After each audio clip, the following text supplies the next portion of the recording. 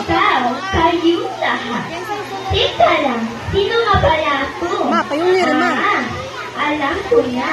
Ako ang babae na nanang kasi. Ako ay parang at pinalikuran ng aking mga magulang. Isang araw, may nagpadala sa akin ng telegrama galing sa aking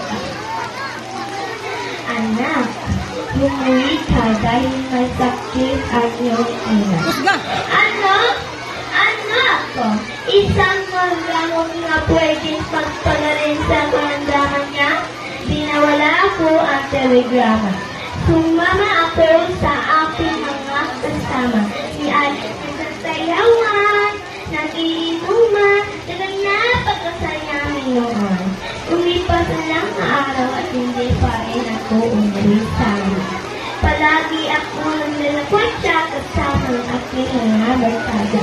Ngunit isang araw, nagbago ang isipan at sinurot ako sa aking damdamin.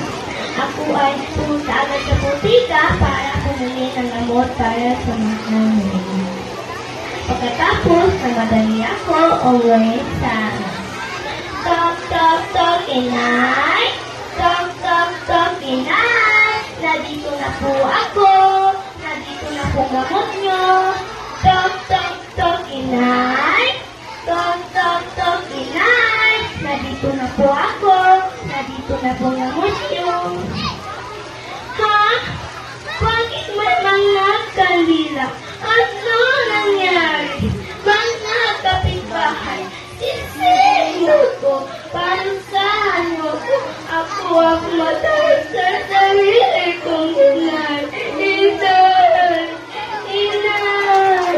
Inay! Kung may ibabalik ko lang